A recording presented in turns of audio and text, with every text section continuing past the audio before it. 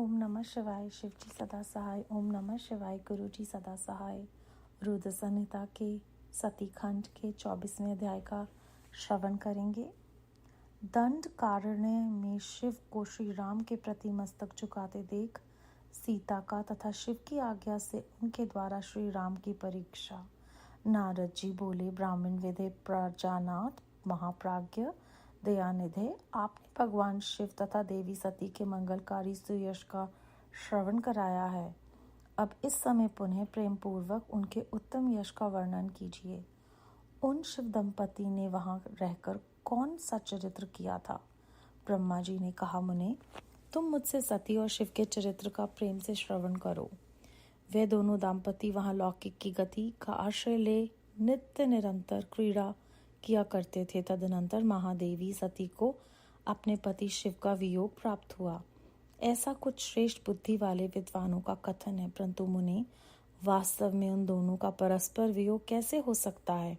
क्योंकि वे दोनों वाणी और अर्थ के समान एक दूसरे से सदा मिले जुले हैं, शक्ति और शक्तिमान हैं तथा चित स्वरूप हैं। फिर भी उनमें लीला विषयक रुचि होने के कारण वह सब कुछ संगठित हो सकता है। सती और शिव यद्यपि ईश्वर हैं, तो भी लौकिक रीति का अनुसरण करके वे जो लीलाएं करते थे वे सब संभव हैं। दक्ष कन्या सती ने जब देखा कि मेरे पति ने मुझे त्याग दिया है, तब वे अपने पिता दक्ष के यज्ञ में गई और वहां भगवान शिव का अनादर देख उन्होंने अपने शरीर को त्याग दिया। वही सती पुनः हिमालय के घर पार्वती के नाम से प्रकट हुई और बड़ी भारी तपस्या करके उन्होंने विवाह के द्वारा पुनः भगवान शिव को प्राप्त कर लिया। सूत जी कहते हैं, महर्षियों, ब्रह्मा जी की यह बात सुनकर नारद जी ने विधाता से शिव और शिव के महान यश के विषय में इस प्रकार पूछा। नारद जी बोले, महाभाग विष्णु शिष्य विधाते, आप मुझे शिव और शिव के भाव तथा आचार से संबंध रखने वाले उनके चरित्र को विस्तार पूर्वक सुनाइए। तात भगवान शंकर ने अपने प्राणों से भी प्यारी धर्मपत्नी सती का किस लिए त्याग किया? ये घटना तो मुझे बड़ी विचित्र जान पड़ती है, अतः इसे आप अवश्य कहें। आज आपके पुत्र दक्ष के यज्ञ में भगवान शिव का अनादर कैसे हुआ, और यहाँ पिता के यज्ञ में जाकर सती ने अपने शरीर का त्याग किस प्रकार किया? उसके बाद वहाँ क्या हुआ? भगवान महेश्वर ने क्या किया? ये सब बातें मुझसे कहिए। इन्हें सुनने के लिए मेरे मन में बड़ी श्रद्धा है। ब्रह्मा जी ने कहा, मेरे पुत्रों में श्रेष्ठ महाप्राज्ञ तात नारद, तुम महर्षियों के साथ बड़े प्रेम से भगवान चंद्रमौली का ये चरित्र सुनो। श्री विष्णु आदि देवताओं से सेवित पर ब्रह्म महेश्वर को नमस्कार करके मैं उनके महान अद्भुत चरित्र का वर्णन आरंभ करता हूँ। मुने, यह सब भगवान शिव की लीला ही है। वे प्रभु अनेक प्रकार की लीला करने वाले, स्वतंत्र और निर्विकार हैं। देवी सती भी वैसी ही हैं, अन्यथा वैसा कर्म करने में कौन समर्थ हो सकता है? परमेश्वर शिव ही परब्रह्म परमात्मा है। एक समय की बात है, तीनों लोक में विचरने वाले लीला विशारद भगवान रुद्र सती के साथ बैल पर आरूढ़ हो इस भूतल पर भ्रमण कर रहे थे। घूमते घूमते वे दंड कारण्य में आए। वहां उन्होंने लक्ष्मण सहित भगवान श्री राम को देखा, जो रावण द्वारा छल पूर्वक हरी गई अपनी प्यारी पत्नी सीता की खोज कर रहे थे। वे हाँ सीते ऐसा उच्च स्वर से पुकारते जहां तहां देखते और बारंबार रोते थे। उनके मन में विरह का आवेश छा गया था। सूर्यवंश में उत्पन्न वीर भूपाल दशरथ नंदन भरताग्रज श्री राम आनंद रहित हो लक्ष्मण के साथ वन में भ्रमण कर रहे थे और उनकी कांति फीकी पड़ गई थी। उस समय उदार चेता पूर्ण काम भगवान शिव ने बड़ी प्रसन्नता के साथ उन्हें प्रणाम किया और जय जयकार करके वे दूसरी ओर चल दिए। भक्त वत्सल शिव ने उस वन में श्री राम के सामने अपने को प्रकट नहीं किया। भगवान शिव की मुंह में डालने वाली ऐसी लीला देख सती को बड़ा विस्मय हुआ। वे उनकी माया से मोहित हो उनसे इस प्रकार बोली। सती ने कहा, देव देव सर्वेश परब्रह्म परमेश्वर ब्रह्मा विष्णु आदि सब देवता आप ही की सेवा करते हैं। आप ही सबके द्वारा प्रणाम करने योग्य हैं। सबको आपका ही सर्वदा सेवन और ध्यान करना चाहिए। वेदांत शास्त्र के द्वारा यत्न पूर्वक जानने योग्य निर्विकार परम प्रभु आप ही हैं। नाथ, ये दोनों पुरुष कौन हैं? इनकी आकृति विरहावस्था से व्याकुल दिखाई देती है। ये दोनों धनुर्धर वीर वन में विचरते हुए कलेश के भागी और दीन हो रहे हैं। इनमें जो ज्येष्ठ है उसकी अंग कांति नीलकमल के समान श्याम है। उसे देखकर किस कारण से आप आनंद विभोर हो उठे थे? आपका चित्त क्यों अत्यंत प्रसन्न हो गया था? आप इस समय भक्त के समान विनम्र क्यों हो गए थे? स्वामिन कल्याणकारी शिव, आप मेरे सुयश को सुने। प्रभु सेवे स्वामी अपने सेवक को प्रणाम करें, ये उचित नहीं जान पड़ता। ब्रह्मा जी कहते हैं, नारद कल्याण में परमेश्वरी आदि शक्ति सती देवी ने शिव की माया से वशीभूत होकर जब भगवान शिव से इस प्रकार प्रश्न किया, तब सती की ही वह बात सुनकर लीला विशारद परमेश्वर शिव हंसकर उनसे इस प्रकार बोले। परमेश्वर ने कहा, देवी सुनो, मैं प्रसन्नता पूर्वक यथार्थ बात कहता हूँ, इसमें छल नहीं है। वरदान के प्रभाव से ही मैंने इन्हें आदरपूर्वक प्रणाम किया है। प्रिय, ये दोनों भाई वीरों द्वारा सम्मानित हैं। इनके नाम है श्री राम और लक्ष्मण। इनका प्राकट्य सूर्यवंश में हुआ है। ये दोनों राजा दशरथ के विद्वान पुत्र हैं। इनमें से जो गोरे रंग के छोटे बंधु हैं वे साक्षात शेष के अंश हैं। उनका नाम लक्ष्मण है। इनके बड़े भैया का नाम श्री राम है। इनके रूप में भगवान विष्णु ही अपने संपूर्ण अंश में प्रकट हुए हैं।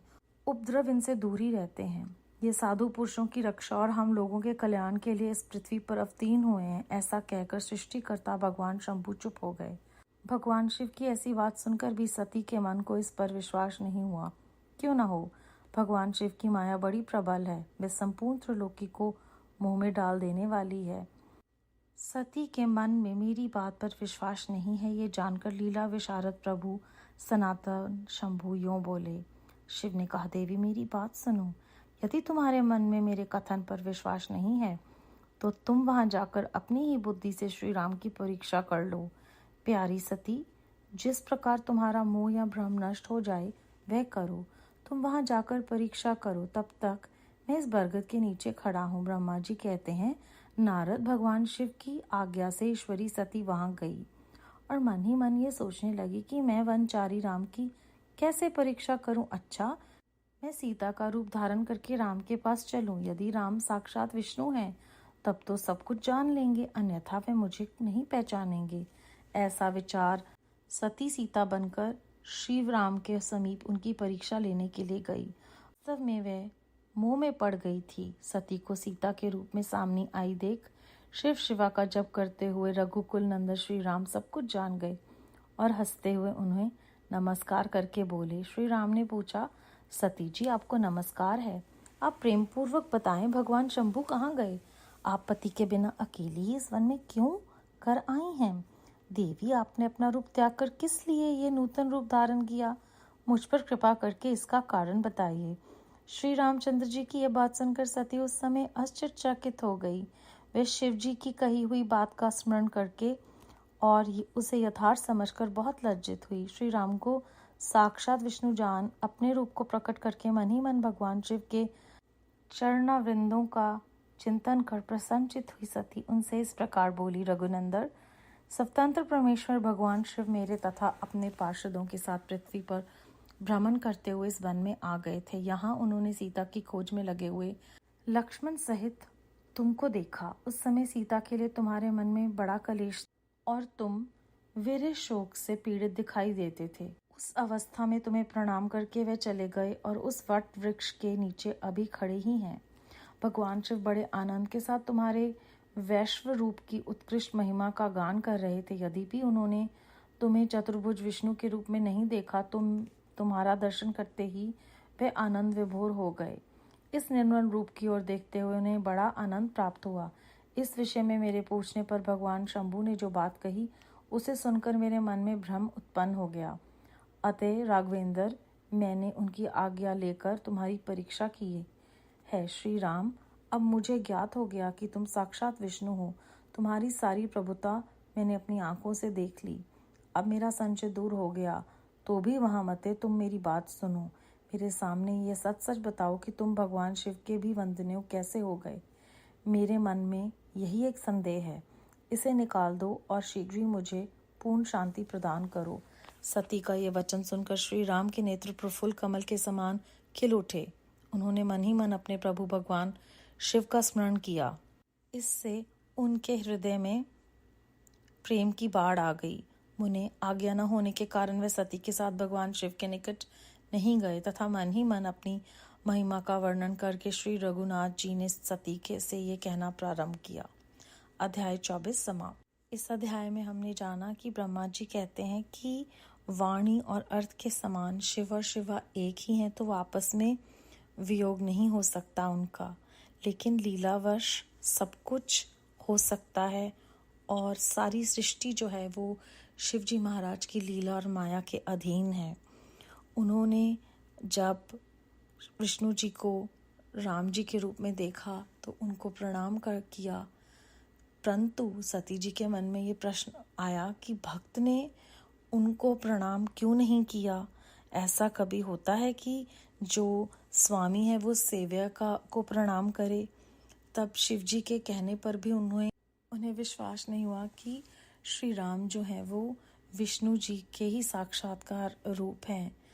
तो यहाँ पे हमें फिर से ये समझ में आता है कि शिव जी अपने मोह में जो डालते हैं, उनकी माया जो है वो हमें एक विकल्प देती है कि क्या हम उन पर पूर्णतः विश्वास करते हैं या उसे ना मानकर अपनी बुद्धि लगाते हैं।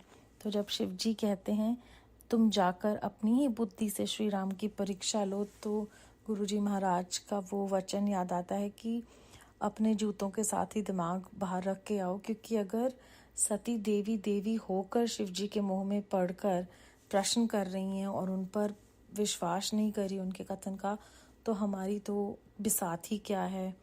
तो हमें प्रश्न नहीं करने हैं, जो हो रहा है वो उन्हीं की माया है, पर हमें ये विकल्प मिलता है कि हम उन पर, परमात्मा पर पूरी तरह से, हर तरह से पूरा आत्मसमर्पण कर ये मान लें कि वो जो कर रहे हैं, जैसा कर रहे हैं वो सही है, और जो वो हमसे सुनवा रहे हैं या कहलवा रहे हैं वो सब ऐसे ही है जैसे होना चाहिए। लेकिन मन जो है वो नहीं टिकता और अपना मोह और भ्रम दूर करने के लिए वो जब जाती हैं तो विष्णु जी के रूप में श्री राम जी होते हैं, वो पहचान लेते हैं सीता जी को। तो उनको शर्म आती है कि मैंने क्यों अपने पति परमेश्वर और साक्षात भगवान शिव जी की बात नहीं मानी। तो वो उनके चरणों का चिंतन कर कर ये मान लेती हैं कि जो उन्होंने कहा वो सत्य ही है और वो हमेशा सत्य ही होगा।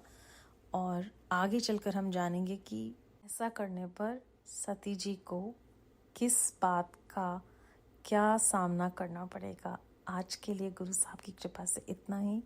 ओम नमः शिवाय। शिव जी सदा सहाय। ओम नमः शिवाय। गुरु जी सदा सहाय।